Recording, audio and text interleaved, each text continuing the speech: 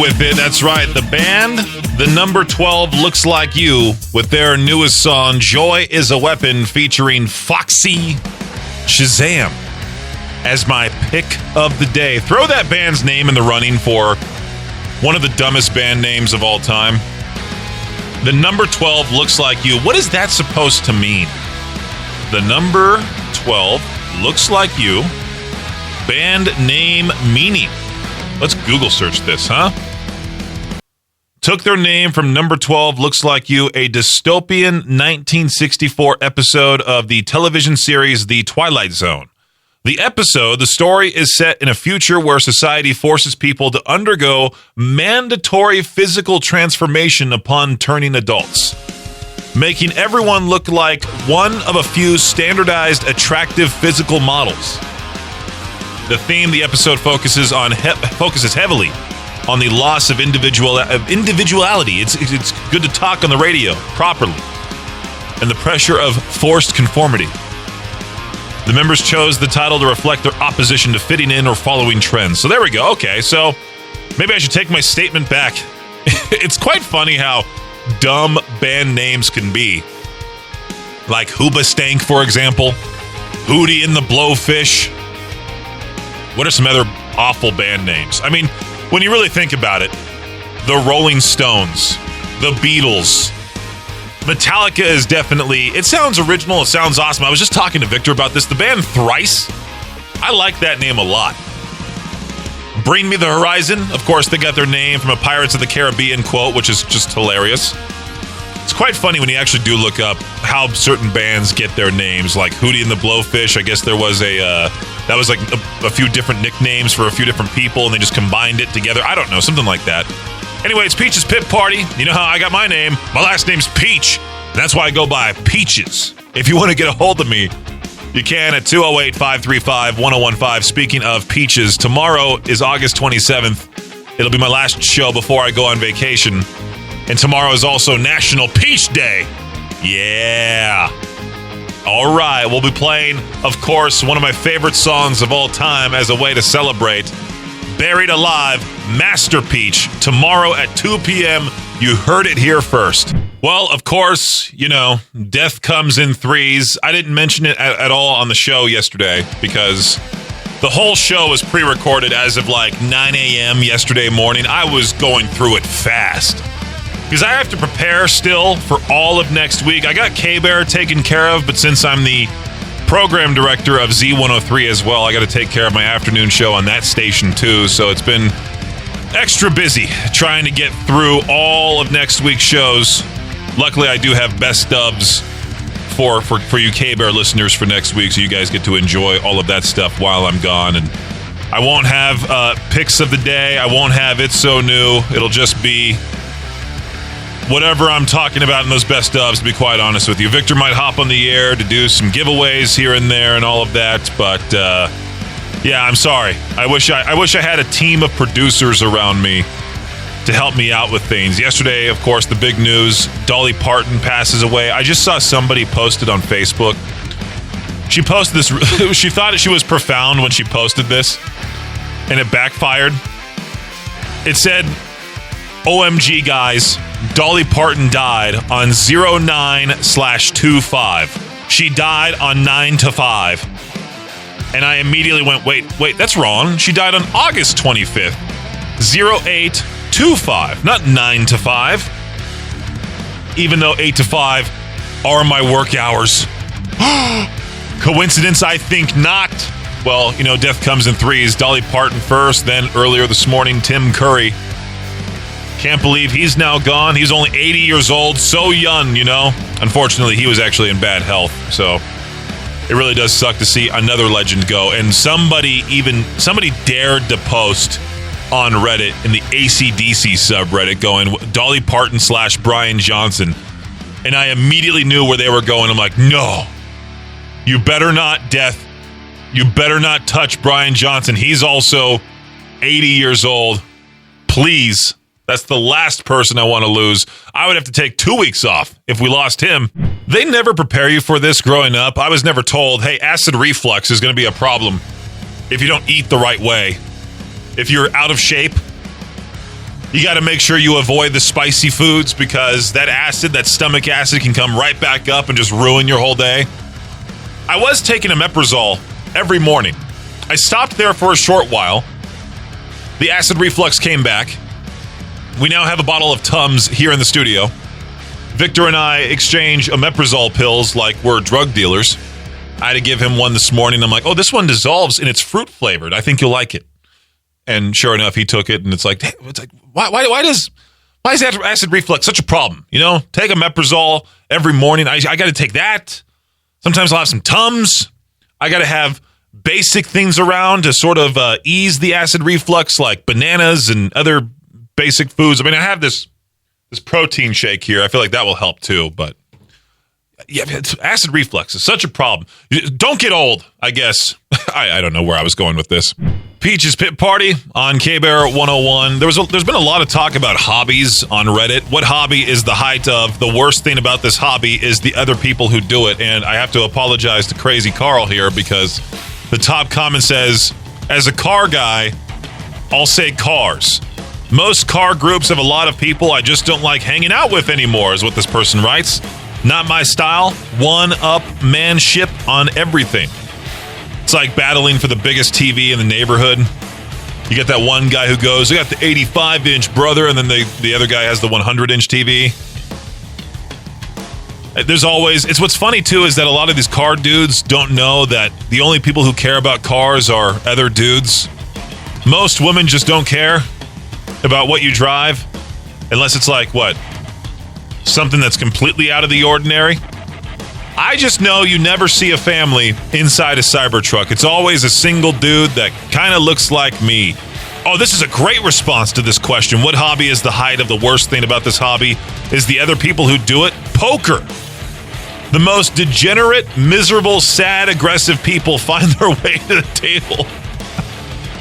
Whoa, pretty much any area of the equestrian world. So many judgy, stuck-up, know-it-all, and entitled people. If you don't do things exactly the way they do it, you're wrong.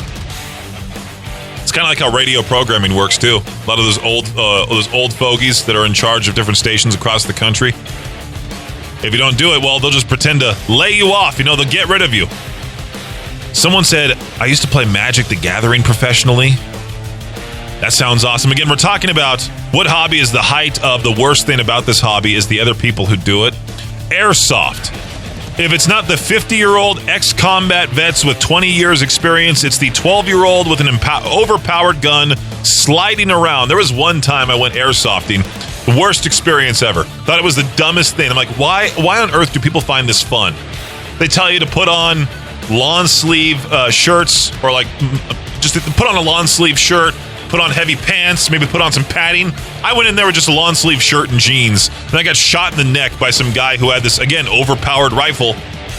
My neck started to bleed. I got so mad. I was cussing the guy out with my gun in the air because I was out at the time because he got me, just letting him have it. You know, I'm like 13, just screaming at this dude who was in his early 20s. He's like, I'm sorry, I'm just trying to airsoft here. Anyway, so I prevail with Amira Elfkey, Paradise, on K-Bear 101. It seems that the impact of CTE on the brains of NFL players is even more widespread than previously thought. A new study found that about 25% of every former NFL player who died from 2016 to 2021 was dealing with brain trauma. And the actual rate could be higher because many brains of the former players were not able to be examined. Runners at the recent Edmonton Marathon might have felt a little extra tired once they crossed the finish line. That's because it was longer than 26.2 miles. 0.42 miles longer, to be exact. The mix-up happened due to a bridge detour. On the course, organizers miscalculated the extra distance because of the detour and didn't properly adjust the turnaround point, leading to a bunch of angry runners.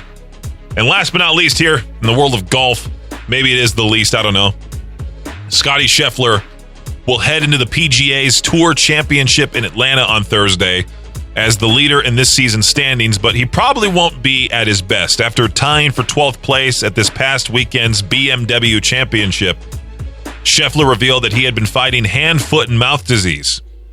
He said that he started feeling ill about a week ago, had blisters on his hands, feet, and in his throat, Scheffler admitted he even had problems gripping clubs before the BMW tournament. So, yeah, I guess there's that. What a dumb name for a disease. Hand, foot, and mouth disease. Couldn't have come up with a more creative name. Hand, foot, and mouth. That's your Shot Clock Sports Update right here on K-Bear 101. Idaho's only rock station, K-Bear 101. This is a great question. What is a common luxury that is actually a massive headache to own? And we talked about this on yesterday's noon hour of Madness and Mayhem. I think it was there. We've been doing a lot of pre-recording as of late, having to do the noon hour early because of other appointments or meetings or whatever it may be. So I apologize if it wasn't during that show. Maybe I should have given the yesterday's episode of the noon hour of Madness and Mayhem podcast edition. Maybe I should have listened to that and found out exactly when we talked about it. But anyway, what is a common luxury that is actually a massive headache to own? A boat, obviously. A boat is one of the most difficult things to own. You constantly have to get the barnacles off of it. You have to worry about where to park it, how much you have to pay for parking it somewhere, docking it somewhere, I should say. A swimming pool. You would think that would be the best thing to have, but no. There was one time I was at my ex's place in La Mirada, California, and I think I adjusted the temperature of the water, and I think she got really upset with me. She's like, you know how crazy that bill will be if you have the water at that temperature? I'm like, what? It's cold. I don't want to jump in cold water. This is not the ice bucket challenge. What's a common luxury that is actually a massive headache to own? A big house. You know, you got to clean all the rooms. I find my 900 square foot apartment by myself plenty. I got to clean up the place tonight, as a matter of fact. I got to get it all ready for my week off and everything. Unplug all that stuff, dust everything, get rid of this particular stain in the bathtub, whatever it is. I make it sound like I'm just a massive pig. I'm not, I swear. I promise you that. We're getting replaced by AI, but apparently still has some work to do. Some doctors' offices in England have started using an AI receptionist to handle patient calls. It's supposed to make things easier and get rid of the whole please hold routine, right? Except people with certain Yorkshire accents are having trouble getting the AI to understand them. Some patients reportedly got so frustrated trying to explain what they needed that they just went to the doctor's office in person. You spend all of this money on an AI receptionist so you don't have to deal with a human, and then the AI can't understand the patient, so the patient has to get in the car, go find a human. I really do hate the robotic system, first of all, in anything, really. It's like every time I'm on the phone trying to call a business, I just yell real person over and over and over again. And I'm pretty clear when I talk. And it even messes up with me. So I can't imagine somebody with a thick accent. I mean, the English accent's not all that difficult either. There's plenty of others that I'm like, what did you just say? Imagine a Scottish accent. Like a heavy one. You ever seen those videos on YouTube, like the heaviest Irish accent you'll ever hear? It's absurd.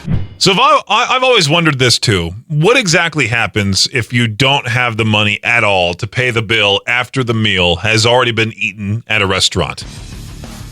The stereotypical thing is that they'll send you to the kitchen, you just start doing dishes, working for them until the money is made up, that kind of thing. I was reading some of the responses here. Like this one guy talked about, like, back in the 90s, we walked to a restaurant and we forgot our wallets at home. And so the manager just told us, hey, don't bother. It's on the house. You'll come back with the money, hopefully. And then sure enough, the guys walked back to the house, got their wallet, also got even more money for a tip, and then came back and gave the guy the manager. They gave the manager the money. The manager was just stunned. So I guess that could happen. This person says, when I was in high school, I worked at this pizzeria in the mall. A local radio DJ came in and ordered a few appetizers and some pizza slices. The bill ended up being over $20, which for 1998 was pretty expensive. His card didn't work. He was clearly embarrassed and mentioned that he was going through a divorce and he forgot his ex-wife froze their bank account. The owner said, it was on the house, but he better give him $20 worth of shout-outs on the radio. I guess that could happen for me, which I don't necessarily want to be that guy, that radio DJ that's just struggling. I mean, I already am, but like imagine going through a divorce as a radio DJ. Oh, wait. Someone already knows about that. Oops. Here's Electric Callboy. Let the good times roll on K-Bear 101. Man, TMZ is ruthless. Sometimes I'm proud that I used to work there. Other times I'm like, oh, yikes. Like, they just shared a bunch of photos of Miley Cyrus. And it says, Miley Cyrus looking solemn after Dolly Parton's death. You know, Dolly was very, very, very close to Miley. That's how, honestly, I got introduced to Dolly years ago, back when Hannah Montana was on TV. And I forgot exactly what character she played. I think she was just Dolly in that show, or she was like her godmother, which she is in real life, too. And, man, Dolly seemed like such a genuinely nice person. And I just find it so crazy that TMZ just went, here's a bunch of pictures of Miley walking into a building looking solemn after Dolly Parton's death. They just stalk celebrities. Look at what do you want her to do? Like, be in tears walking in the building? You want her jumping for joy? Imagine if, like, Miley was just all smiles. Miley Cyrus looking happy. She's gone. Like, what did they expect to happen? Well, it's K-Bear 101, Idaho's only rock station, and I previously talked about how I tried to buy a silver chain. I was trying to go for the humble D-bag look. You know how every dude now wears like some kind of chain around their neck, whether it's gold, silver, whatever. I was thinking, like, you know what, maybe I'll amp it up, get myself one of those. I bought it. And I had it bought for like 20 minutes, and then I went back to Amazon and canceled the order because I was like, you know what? I have much better things I need to spend the money on. My lack of money is going to go towards more important things like food, you know, gasoline. And so just today, as a nice birthday present, I received an Amazon gift card. And that necklace, that silver chain that was bought was only $27. I can now use this to fulfill my wish of looking like a humble D-bag. But here's a first world problem that I know you care about deeply. It's going to take like 2 days to ship. And by the time it shows up to my place here, I'll be in Southern California. So maybe I should ship it to my parents' place. Again, these are things that are dire to talk about on the air. These are, again, huge problems in my life. Anyway, here's Evanescence, Afterlife. Peach's Pit Party on K-Bear 101. Luckily, I'm out of town starting Friday. And so I won't be needing to go to the farmer's market. I am not going to be the one going to the farmer's market.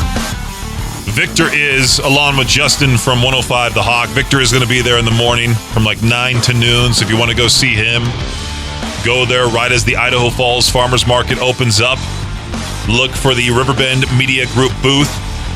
We'll be collecting donations for the Idaho Food Bank. Why do the music beds keep stopping? It drives me nuts.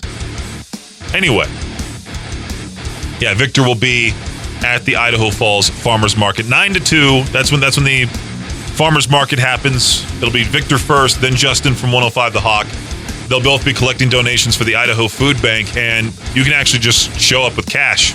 Or we'll have a QR code on the table, I think, for you to scan, and then you can donate whatever you can. $1 goes a long way with the Idaho Food Bank. They can turn it into $7. $10 can feed up to 20 people. So please, cash is king with the Idaho Food Bank. Please donate what you can. And then check out all the other vendors that the Idaho Falls Farmers Market has to offer. All right? Cool. Godsmack on K-Bear 101. I tell you, if a coworker ever came up to me and said, maybe next time for lunch, have a more appropriate lunch, I would just throw my food right in their face. I don't even care. What does that even mean? I don't know. Someone was asked at work, what's an no, they said, oh, where is it at here? Come on.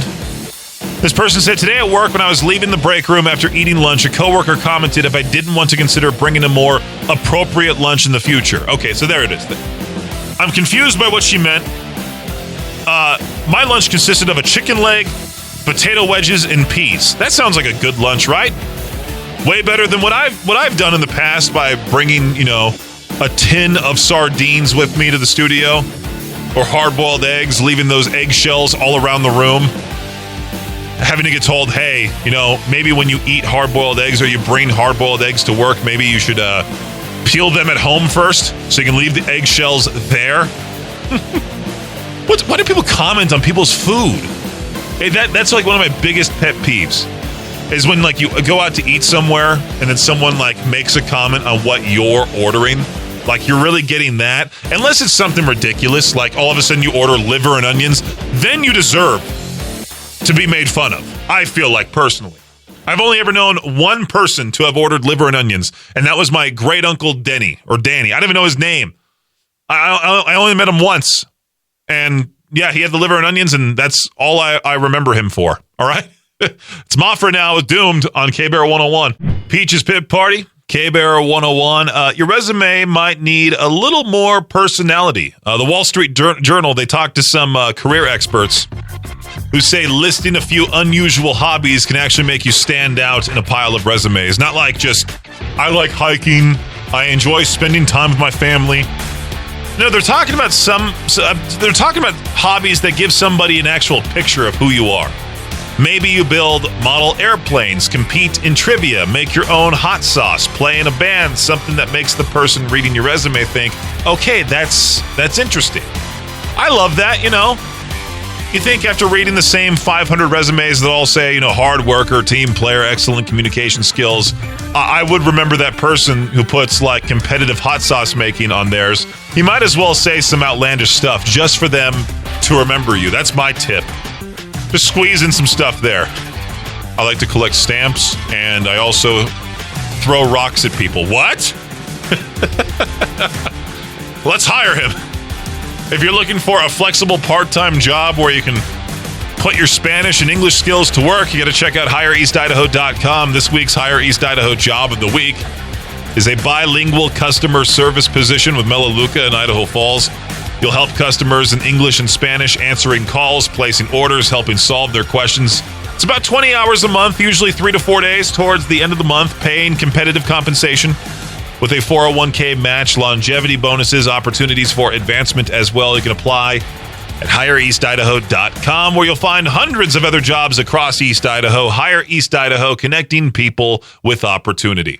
Sleep Token on K-Bear 101. It's Idaho's only rock station. You've probably seen that movie, Howl's Moving Castle. I just thought of that because there's a group of people in Japan who decided they were going to move a castle. The whole thing, Hirosaki Castle, was moved about 80 meters back in 2015. So crews could repair these stone walls underneath it. They moved the entire 3-story wooden tower onto a temporary platform. And now it's time to put it back. So since last weekend, groups of about 80 people have been taking turns just grabbing giant ropes and pulling a 400-ton castle a few centimeters at a time. About 4,000 people have taken part so far, and they've moved it about 5 meters, almost 5 meters. They're actually going to use heavy machinery to finish the job next month, but I love that they decided to let regular people help move a 400-ton castle first. They just said, you know what, let's see if they can even move it an inch. Sure enough, 5 meters. You've got people showing up, grabbing a rope, spending the afternoon thinking, I helped move a castle today. I wonder who was excited to sign up for that. I bet they would have made me do it. Hey, this guy's a freak. He's a big dude. Might as well make him pull. Peach's Pit Party on K-Bear 101. I can officially say that I relate to the Prime Minister of Japan. Well, I can't say I relate to her having a cockroach living in her house. She says the thing ran across her feet. She screamed, and then she decided not to kill it because she's been obsessed with this manga called Phoenix since she was a kid, which is all about reincarnation and the cycle of life. I can't relate to that either because I cannot stand watching anime or reading manga. I've tried, and I've tried, and I've tried, and I just cannot do it, man. I really can't. All my friends are into anime. I've tried watching it, and they have to go, well, you have to find the right anime. It's like trying to introduce somebody who's, I don't know, not into death metal. You try introducing them to death metal, they're not going to like it. No matter how much you try to show them. It might drive them away from it even further. And I've tried watching anime. I just can't do it. So this Prime Minister of Japan, she just let the cockroach hang around. Eventually her staff found out and basically said, No, and they used a cockroach killer and got rid of it. And then the prime minister said she felt a little lonely and sad because her friend was gone. She got emotionally attached to a cockroach, and that's where I can relate. Not to like connecting to a cockroach, but sometimes if I see a spider outside my apartment building, I go, "Hi, Mr. Spider." And then when I see a bug like on its back, like one of those June bugs on its back outside my apartment, I'll give it a nice little flip and say, "There you go, little guy." You know, and if I accidentally smash a bug, I feel horrible afterwards. I feel bad, you know? Makes me want to scream like this Skillet song. Here we go with today's What the Headline on K-Barrel 101. A Florida man, once again. He stole a car, got into a police chase, and, well, he did that thing where you never let somebody know your next move, and he drove straight to the county jail. According to the Orange County Sheriff's Office, deputies chased him until he pulled the stolen car into the parking lot of the Orange County Jail. He then got out, jumped a fence, ran toward a pond because apparently he still thought he had a chance to get away. He didn't. Deputies in the aviation unit found him pretty quickly and took him into custody. The Sheriff's Office summed it up pretty well. I believe they posted on social media. It's not often that criminals take themselves to jail, but this one did. And, well, you know it's bad when a police department decides to post about you on social media making fun of you. That is today's What the Headline right here on K-Barrel 101. Hey, so again, just wanting to remind you that Saturday, Victor is going to be at the Idaho Falls Farmers Market helping collect donations for the Idaho Food Bank. I completely forgot to mention the first time I talked about this, that he'll also be giving away tickets, along with Justin Pierce of 105 The Hawk. They'll both be giving away tickets to Yellowstone Bear World. And what was it again? Oh, the Idaho Falls Zoo, I believe. I think there's a few different things, a few different events they'll both be giving away tickets for. Once again, there we go. The music bed decided to just randomly stop making me upset, you know? The Idaho Food Bank, they'll appreciate any donation that you have for them. Cash is king when it comes to them. $1 can be turned into $7. $10 can feed up to 20 people with the Idaho Food Bank. So we'll have a QR code right there on the table, I think, to help you send whatever you can over to the Idaho Food Bank. Like I said, they'll appreciate anything. And, of course, we'll have some stuff to give away there as well at the Idaho Falls Farmers Market, 9 a.m. to 2 p.m. this Saturday. Victor will be there first thing in the morning when they open up. He'll be there till about noon, and then Justin will be there for the rest of it till 2 p.m. And, of course, there's over 200 vendors at the Idaho Falls Farmers Market worth checking out. Man, I don't know how I came across this, but I think I was looking up some type of news story, and this radio station's Facebook page popped up because the news story was available in video form on this radio station's Facebook page, 99.5 The Wolf in Texas. All country stations have the exact same name. It's always The Wolf or The River or The Eagle. They just, there's a few country stations out there that have, there are a few country stations out there that actually have an original name. I think I talked about this where me and Justin were going back and forth talking about, like, why don't we call it 105 Willie? Instead of 105 The Outlaw or Outlaw, 105 Willie. That's a pretty fun name, right? Willie. Find your country on the Willie. Well, I came across this Facebook page for 99.5 The Wolf, and they shared an old interview where two of their DJs talked with Garth Brooks and Dolly Parton. And Garth Brooks seems so creepy and so fake at the same time. He just seems like he there's an act to him. Like, one day he's just going to break, and then he's just going to show his real colors. You know, Tom Segura for many years had that ongoing joke that Garth Brooks was hiding bodies in the basement, and I think Garth's team, like, went right after him. Just kind of sort of almost proving Tom's point. This interview, he's so outgoing and so media trained that you're like, this guy has to be fake. And what's even weirder is that I have asked a lot of different people all around, and they've all liked different musical groups, solo artists. I've asked people many times, what is the best concert you've ever been to? And a good portion of those people have all said Garth Brooks. And I'm trying to figure out what's so great about a guy, a chubbier dude with a guitar, and what's so awesome about his live show. What makes it so great? So maybe next time when he comes to the area, I'll have to go check it out. Okay, I'll sacrifice my time and go to a country show that is a Garth Brooks concert. Thanks for listening to Peach's Pit Party, the podcast. If you enjoyed the show, please share, subscribe, and rate the podcast. Peach's Pit Party is hosted by me, Peaches, a.k.a. Brendan Peach, and is a production of Riverbend Media Group. For more information or to contact the show, visit riverbendmediagroup.com. Until next time, Peach out.